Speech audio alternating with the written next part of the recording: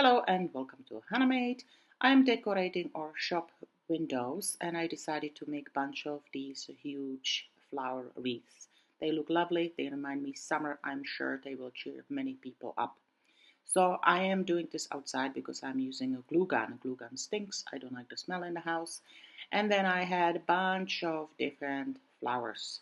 I purchased them in the thrift store. I'm super happy I can reuse them. I cut off all the stems and I kept the leaves. These leaves actually are from different garland, but I use a hula hoop as a base.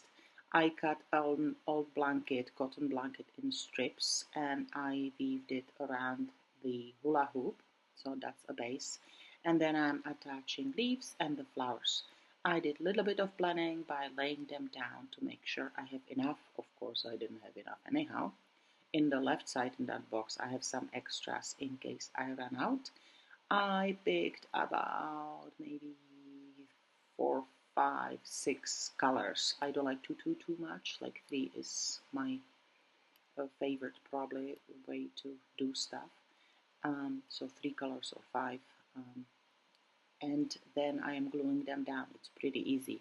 The important tool you should have is some kind of pliers, nose pliers, metal cutters, because the flowers have metal inside them. So if you use scissors, you will destroy your tool. Also, when you are chopping off the stem on the back, I kind of keep like at least ½ inch of the butt because that's how the layers of the flower are attached, right? If you chop it off completely, it may come apart. If that happens, that's not the end of the day. You can actually use glue gun and glue it back together. But because the way this wreath is made, I realized that I can actually leave that little ½ inch behind the flower and nobody will see it and it'll be nice and secure and it will not fall apart. I like to be proud of my products and I don't want things to fall apart. So when I make something, I make it properly and make it last. So I think this is quite straightforward. There's really no science in this or even no rules. You can do whatever you like. You can mix whatever flowers you like. You can also do it like the old-fashioned wreath and lay them down and use the stems, which doesn't look bad either. I just wanted to see flowers only. I think they give kind of the biggest pop for the summer. So as I mentioned, the important tools are hula hoop, some kind of fabric material you can use for wrapping, and then the flowers, also strings and wires for attaching, and then having plenty of artificial flowers.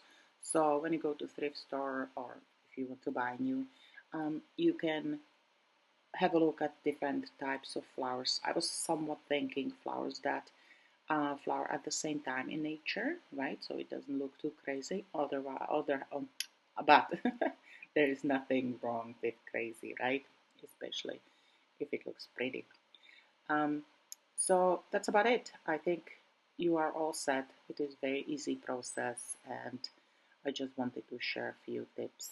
And this is it. I am quite pleased. I'm just making sure that there are no big gaps.